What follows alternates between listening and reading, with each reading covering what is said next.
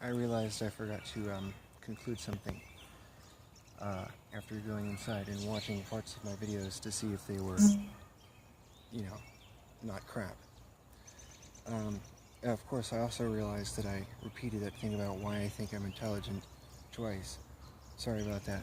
That's because the first video I made, I forgot what I was talking about in it, so then I had to restart, and yeah. But so, I was talking about things that can be considered objective, and it's hard to point at something that is objective, because you can point at something and make an objective statement about it, and then you can make a subjective statement about it that's describing almost the same thing about it, but it's just subjective. Like, well, I can't think of an example of that specific detail, but when you look at something like, say, a tree, a subjective opinion is that it's beautiful. I think that trees are beautiful, at least sometimes. When they're dead and like about to fall over, they don't necessarily look very beautiful. But that's a subjective opinion. Whereas an objective opinion, or actually at that point it would not be an opinion, it would simply be an objective fact, would be to point out something like, well, that tree is a biological chemical reaction, and it is making use of both liquids and solids, but its structure, although appears solid, uses liquid to make it stronger. That's objective. I didn't say the tree looks strong, or the tree is strong. I simply stated that the water in the tree makes the hard parts of it stronger. And that's true, because that's true with us. That's true with pretty much everything. That's why when you freeze something and you drop it, it can shatter, because the water is now a solid, and it doesn't do its job anymore. Like with clay. You have soft clay, you can throw it on the ground and it will make a thud and stick to the ground. But if you fire it and then throw it on the ground, it'll shatter. The only difference is that one has water in it and the other doesn't. So you can make objective statements about things, even though you can only generate subjective viewpoints. Well, I suppose you could generate a subjective viewpoint, or not. I don't know if it would be considered subjective or objective to say that the only thing that you can prove is that you exist. But that's a whole philosophical argument that I think is rather long-winded, and when I hear people talk about it, it's just like, you can only prove that you exist. Well, wait, hold on. Yeah, but you can only prove that you exist with as much authority that you can prove that the world exists, because the world exists in eyes and in a brain that you are perceiving it through. Therefore, it is happening inside of you while it is physically existing. That is kind of a confusing thing. But yeah. So, making an objective and subjective statement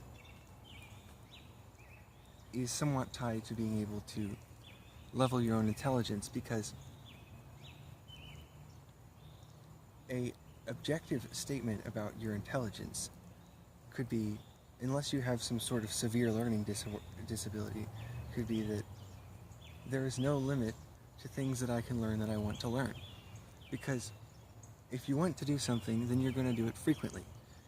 And if you do something frequently, then you won't forget how to do it.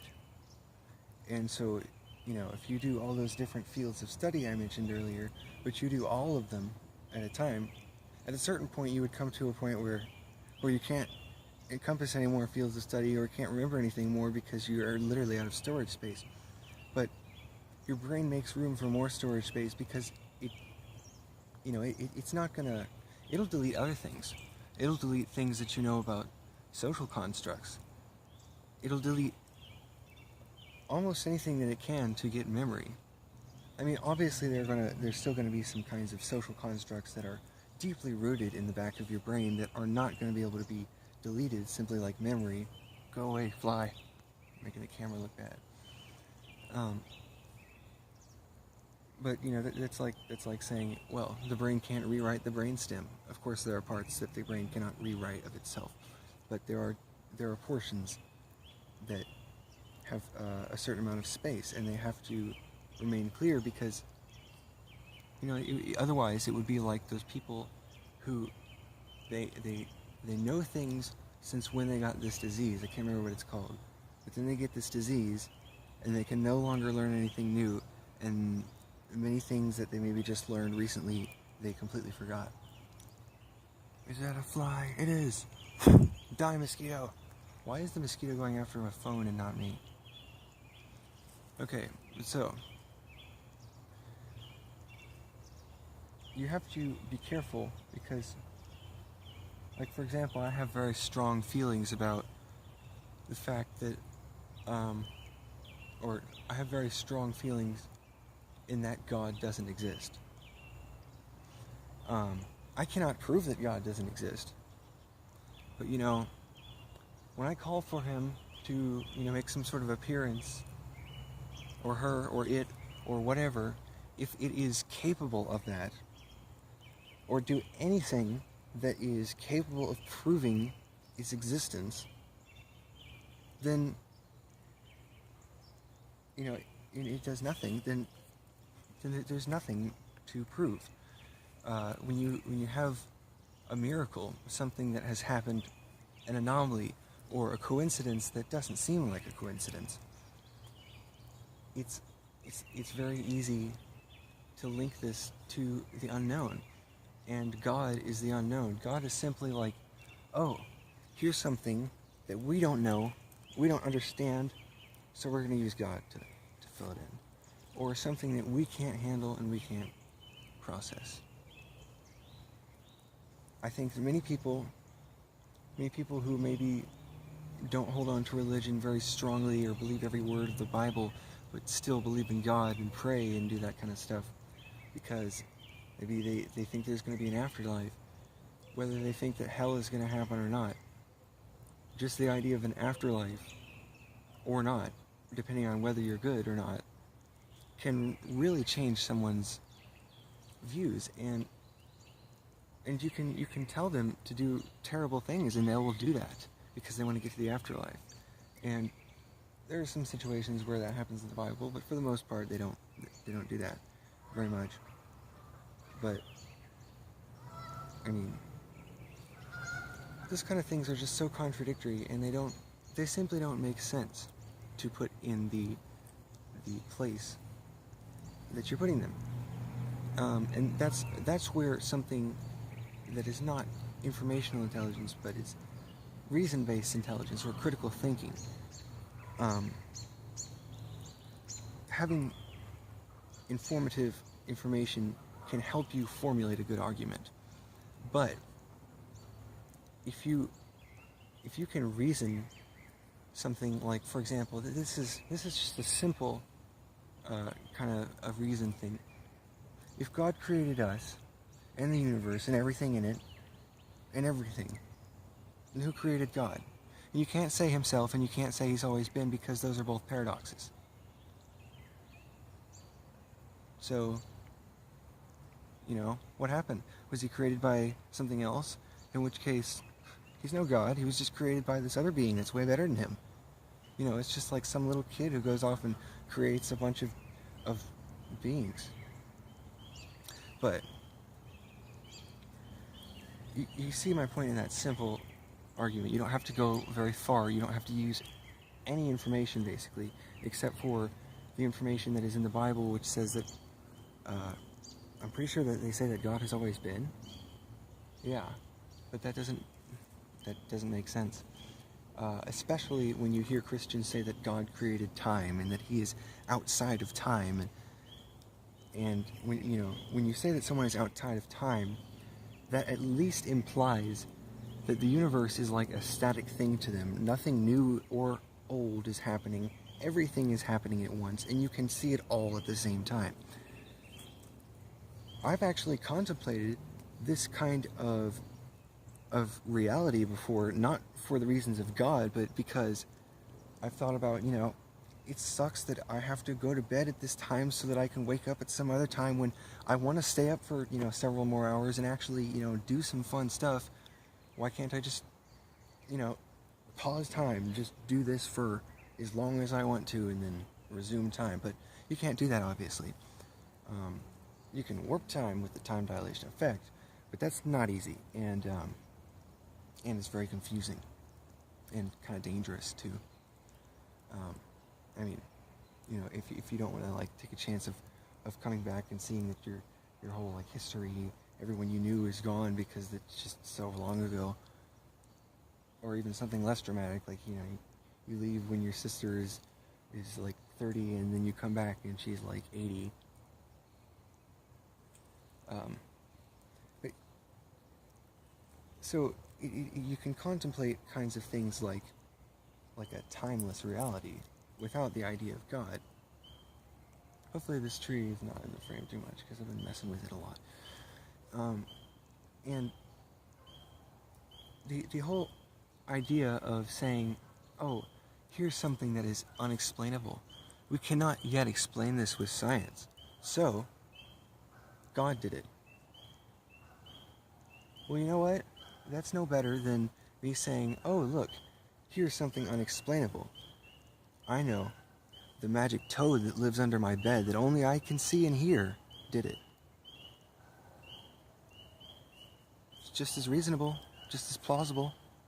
Actually, no, it's more plausible. Because, like, a freaking toad exists. Toads are real. We've seen them before. We've never seen a god. Oh, cool, there's bats flying around. I love how there's bats around here. Yeah, bats are awesome. They're like flying mammals. That's cool. But so yeah, bats are good at being able to determine that God is not real via echolocation. Wait.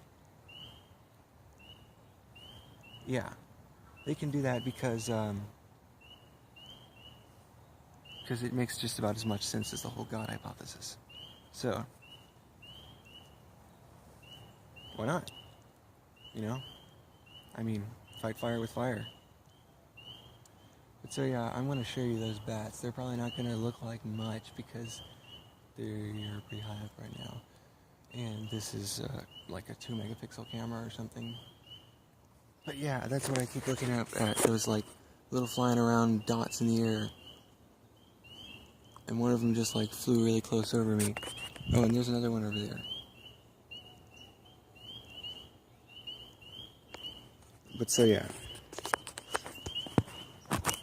those I don't know if they still live there, but for a long while there was a bunch of bats that lived like underneath the fake shutter for our window. You know how like most modern houses have like fake shutters. Wow, it's become really blue.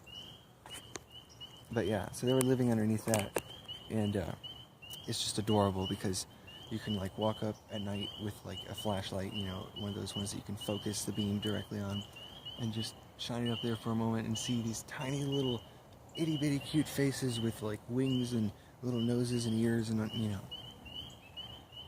and sometimes they make squeaky noises, but it's usually like inside of their little thing, and I imagine those are not the noises that they're using for echolocation. But people think bats are blind. They're not really. I can see at this time. They probably can too. Bats mainly have echolocation so that they can find their way around in places where they might be dwelling that are dark, like the inside of a fake shutter or inside of a cave. That's pretty much where the rumor came from that they're blind. Also, you have bats to thank for gunpowder, because their guano is how people came up with more refined, they used that and made some refined compounds and eventually came up with potassium nitrate, which is gunpowder. So yeah, next time you're off at a shooting range having fun or watching a movie where you're enjoying guns, which I don't really do that much because I don't really care that much about guns. I mean, I have like one gun, I occasionally use it, It's not a firearm, it's a pellet rifle. And it's used for target practice, obviously, since I don't eat animals, I don't shoot them either. But so yeah, next time you're using a firearm, something that has combustion going on in order to fire it, like a cannon or a gun, with gunpowder, you can thank bats for that. Even if the potassium nitrate was